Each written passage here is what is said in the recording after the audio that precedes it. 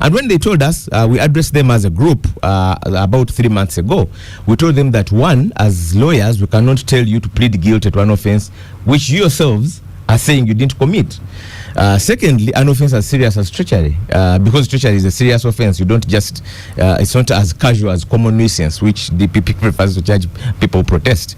So we told them, however, that at the end of the day, it's you in custody. You know, Lydia is a lawyer, and you know that lawyer can only give advice. The decision is for the client. The client. Yes. So we told them, we gave them the legal advice, of course, and we told them that ultimately the decision is yours, given that there are even some idlers on social media who keep on saying, you know, some people benefit from these people being in custody. So that ultimately the decision is yours. Eventually, they gave in because of that desperation, just like you saw, like told you, the Kasese suspects. Some of them, of course, and of course, even the condition was that we get a military lawyer. Maybe for context, Oscar, one of the decisions of the Constitutional Court, why it annulled, say the trial of civilians, they say that you cannot get justice where because the army is directly under the presidency, the executive, where the arms are fused. So it's the army trying you, it's the army prosecuting you. In this case, they even go to them, the army to defend them. So you can imagine the justice, the product, that they got them a lawyer from the Ministry of Defense, and of course they pleaded guilty. We understand them. We understand where they are coming from. Even when they were talking in mitigation, some of them have contracted diseases from prison, terminal diseases, which have been contracted in prison. And of course, 13 of them have not yet changed their pleas. Of course, of the 13 9 are in custody. They have not yet changed their pleas because they are saying, we didn't do anything. We can't plead to something we didn't do, which is also within their right. So we really understand. Yeah. Before we go to that 9, so these ones, was it then a bit of a surprise that after pleading guilty, they were not released? So they have to serve a few more months in prison. Did that come as a surprise to you? It wasn't a surprise because we've got wind of like I said, this is a script, Oscar. We got wind that, you know, these people plead guilty because it was part of the things they told them, that, you know, if you plead guilty, we're going to get a presidential pardon for you. So don't be surprised if they are pardoned in the next couple of days. And then we'll take you to Chankwanzi, we'll give you some startup capital and such that you are rehabilitated. And indeed, I had the media, I actually watched the Minister of Children Affairs saying the moment they were convicted, he said, we've written to the president this afternoon seeking a pardon. So it's all part of the bigger script. But the bigger issue for Ugandans would be, why should political differences be criminalized to the extent that the debate is not even why have these people been in custody? Because for us, we are happy with the release, but we would call for an unconditional release because in the first place they were not supposed to be there. The charges are totally frivolous. And then those who have not pleaded guilty, what happens to them? They will continue being driven to the court martial and so on? Of course, there are a couple of options. One of them is they have applied for bail before that court. That court has released some people on bail prior. Like I've told you, hundreds of people have been released on bail. Of course, there's also, because of the politics around it, that this operation is not well successful. If all of them are not out guilty, they may also be an attempt to try to show that let's punish you because you didn't toe the line. But then, for us, the bigger demand is on the Supreme Court, which is holding on to the judgment, because even those who pleaded guilty, it would be our wish to see that a normal court overturns that guilty conviction, because the guilty conviction carries, most of a capital offense, carries with it a lot of implications. So we would be happier if the Supreme Court makes a ruling, which we think should agree with the previous Constitutional Court decision that the trial of civilians, their trial in the General Court Martial was unconstitutional. Yes. Over to you, Lydia. These people have had a bad hand, as we discussed last week. Do you think we can put an end to this, whichever way, and then we say now Uganda is clean of guiltless prisoners and so on? There is the legal and also there is the politics. Clearly the legal is very shabby.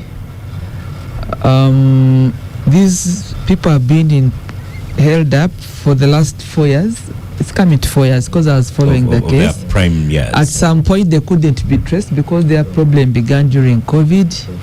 The laws of the land are very clear. This is an area that the tables should be banging, Council Musisi, so that everybody have a right for their day in court. Every Ugandan has a right to their day in court, even when there is a murder. You know, you go to court, you get convicted, you serve.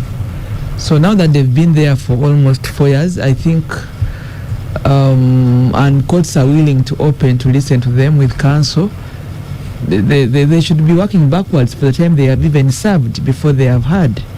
So for issues of the law, Oscar, there is no debate because our 1995 Constitution and the tenant laws, we have a Bill of Rights. The whole of Chapter 4 of the Constitution speaks to the rights. So we cannot be seen to be wavering from the issues of the law. Yeah. But also there is a matter in the Constitutional Court on whether civilians can be tried in the court martial. The court martial really, in a way, plays issues of like a board of inquiries for matters security, matters military. But there were issues of saying that maybe there are civilians who cross the bar and cross to issues of military, including like military stores. But that after the Constitutional Court has pronounced itself about that ruling, we should come out and provide for a law that handles civilians meddling into military matters. That's also very important, so that we know where they are tried, but also there is a law provided for it. That's all I can say about the law. The politics of it. Before you go to the politics of it, I wanted you to catch you. Were you like me, but you're a lawyer, maybe you are not surprised. I thought that when they said, okay, they pleaded guilty, it's a big thing. So they go back to court, and then the court says release. But then they give you another 2.5 months. It can be depressing. When you are guilty, there is a penalty. There is the discretion of the judge, and also the case to which you are pleading guilty. Yeah. So, but like we all know, in matters of cases, if you plead guilty, there is a lesser sentence. Well. Yeah, there is a lesser sentence, and also there is a lesser penalty. Depending on what you have been charged with. So it's not automatic that when you plead guilty, you run home. It doesn't work like that. What I know for sure, depending on the gravity of the matter, is that there is a lesser sentence. And like I've said earlier, if you've already been in prison before the matter has been disposed of, they also put in consideration the time you've spent there. And these are 4 years. So maybe the 3 months are into consideration of the 4 years they've been there, but also pleading guilty. And also there was the matter that were the first offenders. I think there was that record as well, that they'd been first offenders. So that's the law. So you were going on to the matter of the politics. The politics, you see, things become a bit meddled up when you mix the politics and the law. Then the debate becomes very difficult. So because for the politics, people would want to have the dominance of space, and sometimes there are those that do it right, but there are those that do it crude. So I don't know I don't know where we draw the line now, because when you talk about, you have been telling me how we should be handling young people, but I was once young, and I didn't just happen to be this age. So we have a duty of care to the young people of Uganda. You even see what the census is saying, that they are the majority of our country. 75% are under the age of 35. We cannot wish away young people, but also it cannot begin when they are youthful. The programs and the campaign to model young people should start with you, Oscar, in schools, in families. And then we grow up to when they are adults. I left university. I'd been a student leader. Those who are in my career with me know this. When my path was very clear that I was going to be in leadership, and I've been, all along. I look around me. Some have fallen off. Some joined the public service. Others are. But it's very, very important that you grow the networks, but family is important, school is important, institutions are important, but also government is important. I'm trying to link with the topic. So you're saying you are telling me about the politics. Yes. And I'm trying to explain to you that not just happen. One day I was also young, but you are born. And I'm saying that when you are growing, you choose the path, or systems help you to choose the path, networks. So that and I'm saying that if these 19 were they not mentored well? No, I'm not saying that. If these 19 are political young people, it's their right to be political.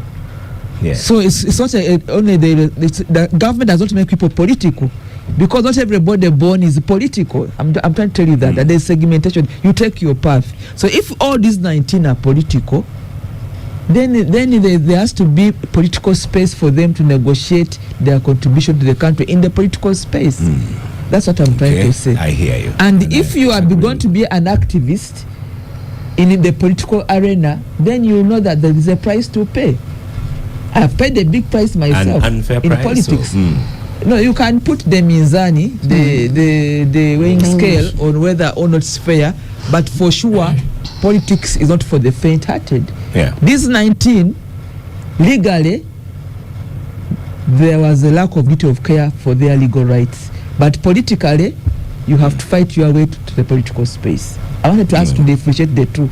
I hear you, but you want to be safe. That if you're an activist, you'll be protected by the government. You will not be jailed unfairly. If you're an activist and you walk in the streets and you are not you are falling away from what the police is telling you, surely you'll be a victim of tear gas. It's different from committing a crime.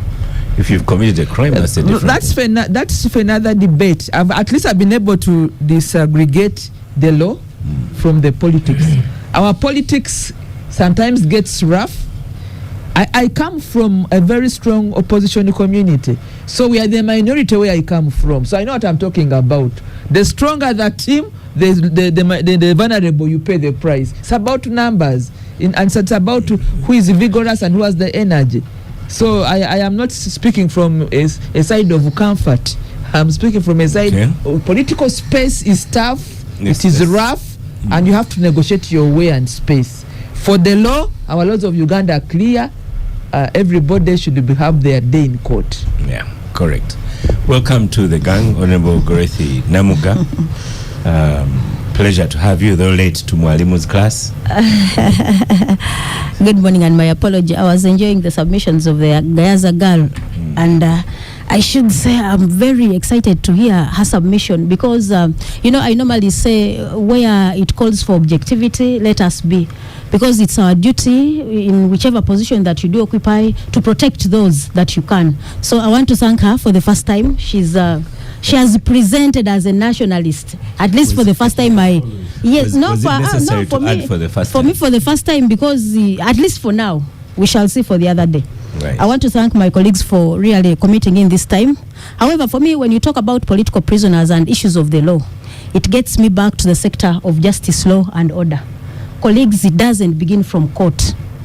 It begins from police, office of the DPP, what is in our prisons, the Ministry of Justice, Law and Order, then we get to the laws. The fact is this sector is in disorder.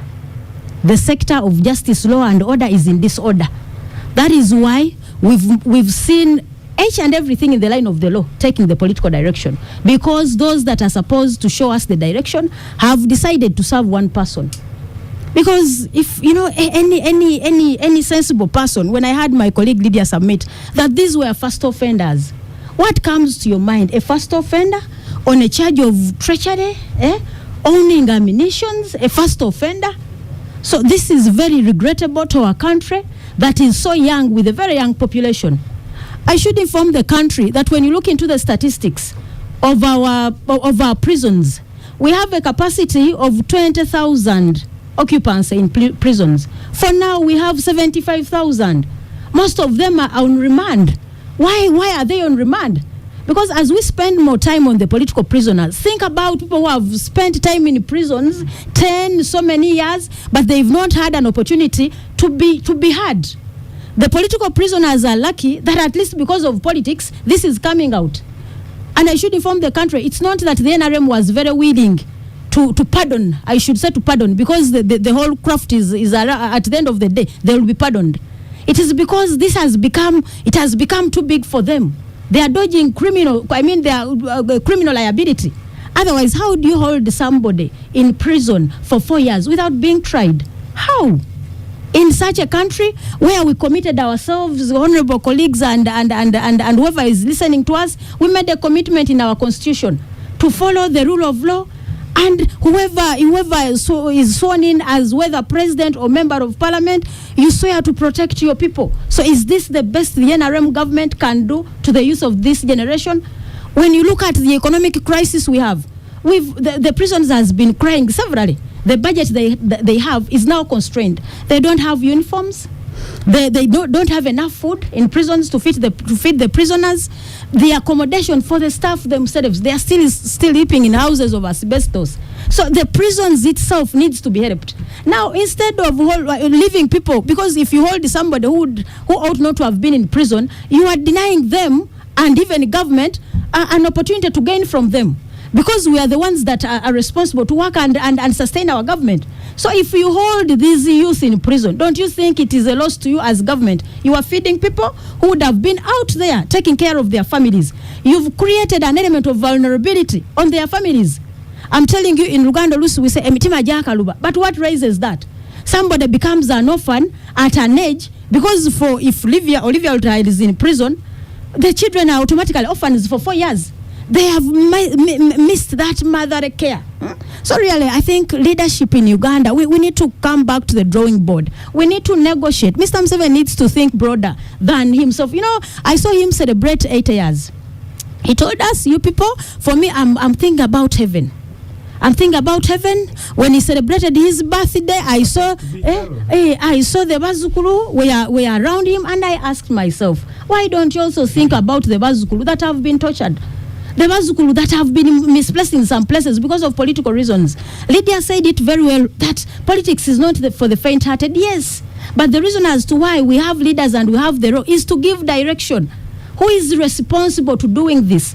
You know, when we win an election, no matter the circumstances, you've won. Tomega Noluma, you've won. You're already there. Then why do you go ahead to create, all this anarchy out there?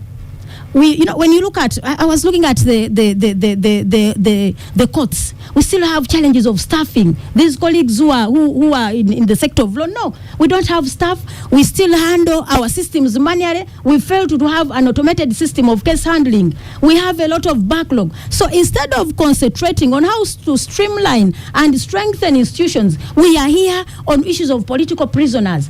How have we reached there? So for me, I call upon colleagues, and when you look at how these young children have been messed up, do you know what it means to have a capital offense? How if you become committed of such an offense, it is a conviction, and their future, as I said, their future is now you can't. They don't have a clear path. So if you're a government that cares, actually you would have released them unconditionally. If you cared, that is, because they were first offenders, release them unconditionally.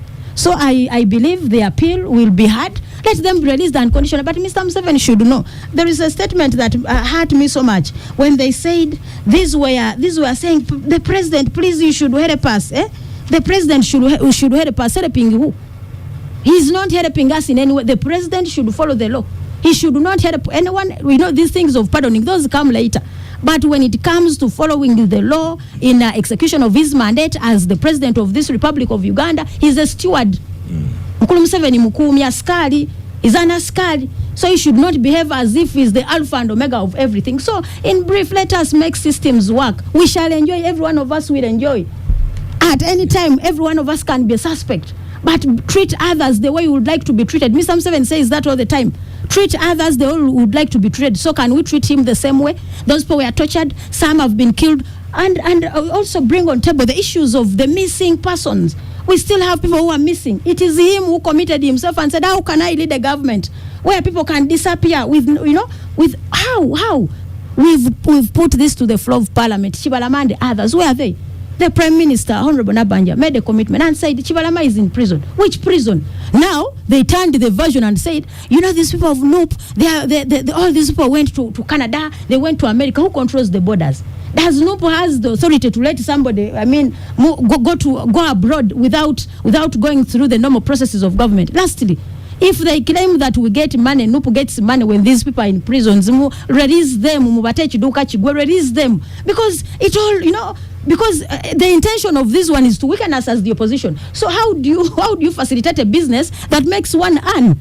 So I would kindly request of this government, Mr. Museveni, as your muzukuru, I call upon you, as you think about heaven, as you also get excited when you look at your muzukuru every day. He said he doesn't work for anyone, he works for himself and his family. Allow these people to come out and work for their families. You've wasted their youthful age, colleagues. You go to a prison, live when you are 35, 40 and above. Your youthful age would have been wasted. So please let these political prisoners go home, and also unconditionally, and also think about decongesting prisons. Constructing more prisons is not a solution to the issue of law and order. Decongest prisons so that we can even save the country money. You don't have money, but you waste money feeding people who would have been out there feeding themselves. Okay. Listeners should we are streaming, so sometimes you need to look at our streaming pages to see the force of Honorable Namugga when she's making a presentation.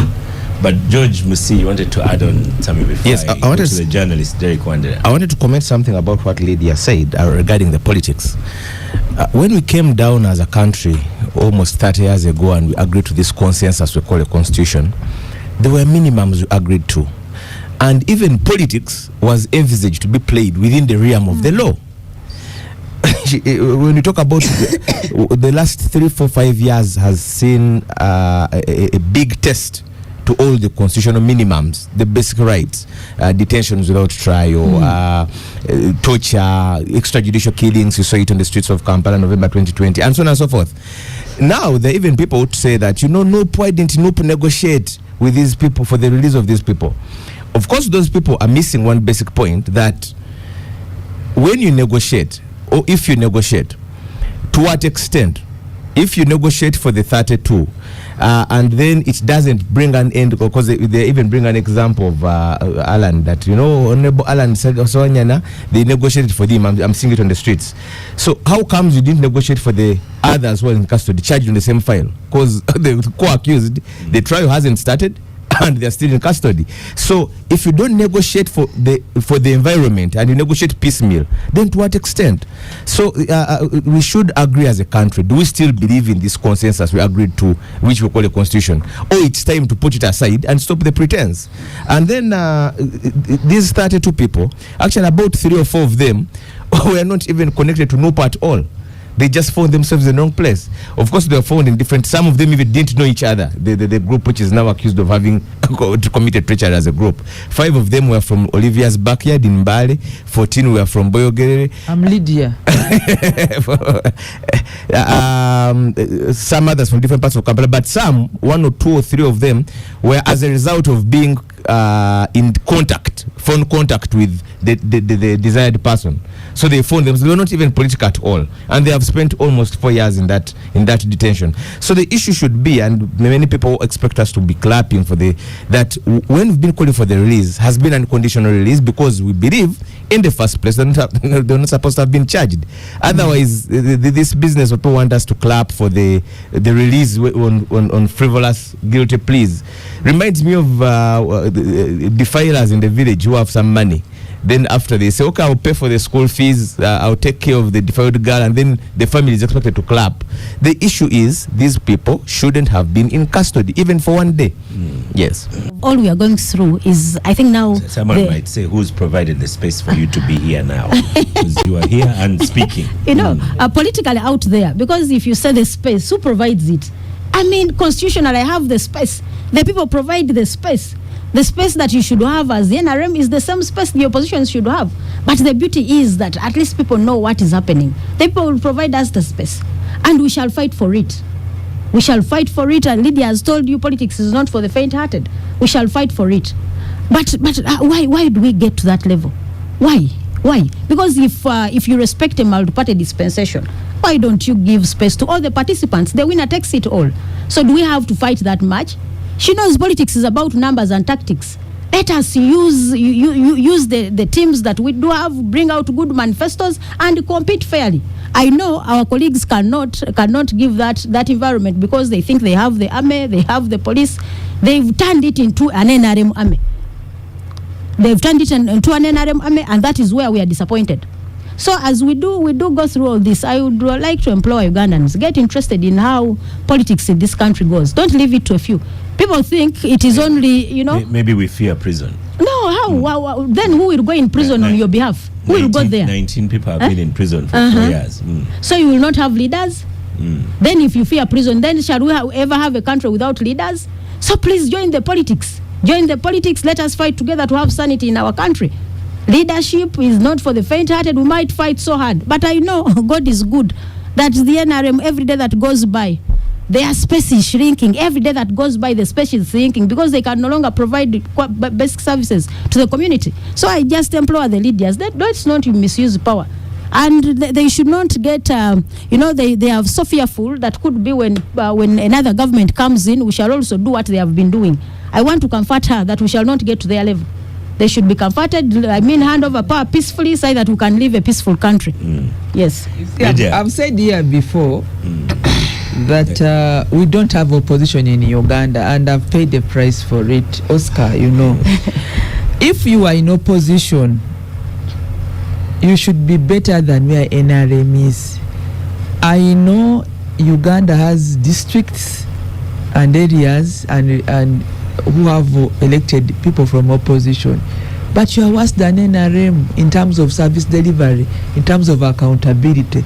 So I want really to applaud you people who think who have so much venom against NRM as a party. I want you to lift the veil and look at the people across board. We just need good leaders. If Namugga, you thought that because we are NRM we are bad, then we should be having districts which are led by opposition performing miracles, because the budget that you allocate does not have colors. Mbale district or the city receive the same money like Masaka city and Masaka district or Rwengo or Lira, but go there and ask about accountability. Projects are not moving, schools are not finished, health centers are not working, staff are not. Why haven't you people who are in opposition and have taken over leadership? People have trusted you with their vote. You are leaders in those districts. Why aren't your districts shining better than those that are led by NRM? It's a scorecard.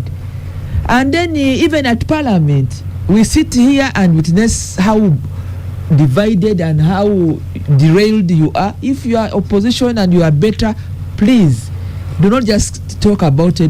That's why for me, I don't really look at colors. I look at performance, I look at leaders. Our country, we thought that we'd use the colors as vehicles to deliver good leaders. It's not working, but at least we have a window to get good across the board. If you Namugga, you are good, I'm not going to look at your color. I'm going to look at the leader that is good. But thinking about colors, I think by now you should know. You should bring us and say this district is led by members of parliament from opposition and the chairman and the councillors. This is how we have delivered. This is the difference between this district that's led by the opposition and this one which is led by. Because at the end of the day, delivery is in the village, in the parish, in the sub-county. So that's where it should be reflected. That's where the mirror should come from. And wait for 2026. I can talk here without any fear of contradiction. NRM is going to win 98%. 99. Why? Because they got excited and voted opposition in some areas. They've received the worst support or delivery. They are going to come back. My plea now is to make sure that with the NRM people we elect are really good leaders. They are not just the yellow color. They are good leaders. They have a calling in leader. They are passionate and they are empathetic about service delivery. That's what we want to see. Lydia, I want to go a little bit backwards on a question to you. And you remember you've been an electoral officer in the NRM party. when I you was have, the commission of the NRM Electoral Commission and the head of petitions, the Right. legal officer for petitions in the party. Okay. So for 10 years. yes. Eh. So when you have NRM primaries, I have noticed. We've just had the NRM They- primaries in they- Kisoro, and the Honorable Rose Yes. Kabagenya has got the flag. I want to congratulate the Kisoro people for voting. I'm still trying to squeeze in the question to you. So when we have NRM primaries, apart from this last one, they are very bloody. You know, we've seen violence, we've Which seen last one? kicking. This the one leaders just talked about. that Yes. one. But they are bloody. The They one are- of Chisoro. they fights. So how come the ones for NRM never get arrested? They never get incarcerated. You see Those activists are the never put primaries, away. the primaries is it in the okay? Is NRM it allowed party. for NRM primaries for them to We fight keep each other? we keep improving. It's not a fight; it's competition. Oh, I have videos I can show you. I can give an example of Zimbabwe, where one gangster here comes from. Yes. It is competitive I'll give an because in example some of the areas, let me Mbale, tell where a you. lady here comes from. No, I come from how Mbale tough- City. I can give you an example. I have videos. I come of from how tough Mbale that one City. was, kicking basins and so on. Yeah, So the how come the ladies were not NRM arrested? primaries are very competitive. The reason so And they can be violent. and they can be Violent. they can be out of hand. Yeah. But the reasons, but then I want to say that we keep improving because then we learn lessons. But the reason why they are very competitive in some of the areas, I mean, not to mention the regions, really that is the election, because in some areas when you win NRM flag, you are done. Your one leg is already in parliament. In some areas like where I come from, it's actually maybe the eye or the finger, because you still have another war. But what has happened in the past, that actually all people that go for primaries again come back. You can have the flag, but then others also come back as independents. So what are we doing is that multi-party in Uganda has not yet been able to find its route, because we began multi-party, at least for this time around, in 2005 following the referendum, for which I participated because I'm a founding member of the NRM party. But we've been struggling between balancing discipline, putting a tight system in place, by the end of the day delivering competitive candidates in an election. So this is not a cup of tea, but it is work in progress. And in many times we want people to we even change the system. You know, when we had the delegates elections, what we do call electoral colleges, people began hiding voters. You'd find someone taking 4 buses, they hide them. So we got away from that and said, now let's have universal suffrage, but also people lining, so that you can see a line and say this one has won. So now we have even digitized. This by-election in Kisoro, it was testing our register. The biggest issue is also a good register. So in Kisoro, we were able to test a register for the whole district. We will want to digitize it and make sure that with digital and with these cameras, we are able to reduce conflict, but also be more transparent, so that people have a believable primary. So ours is work in progress. It may sound shabby, but we are on it, because it's the only way we'll be able to deliver candidates that are competitive. And that's why we are now thinking of actually the way we are seeing the country moving, because you cannot just dream. Surely what's happening in our sister parties, NRM is going to win many more seats in parliament. 98%. 99 actually. 99% of the. Let me use this 2026. The last 4 minutes to the break with you, Honorable. Because we are in a better you'll position. What Lydia hasn't answered. So my question to her, and she hasn't given an answer to that one particularly, is how come the NRM activists never get arrested? Why are your activists the ones arrested? Are you rowdy? Are you badly behaved? Are you not law-abiding? What happens? First of all, I should say out there we have more numbers than the NRM. Oh. Everyone knows the NRM. They rig elections. That's why they find themselves occupying the big seat. Otherwise, if it was a credible, you know.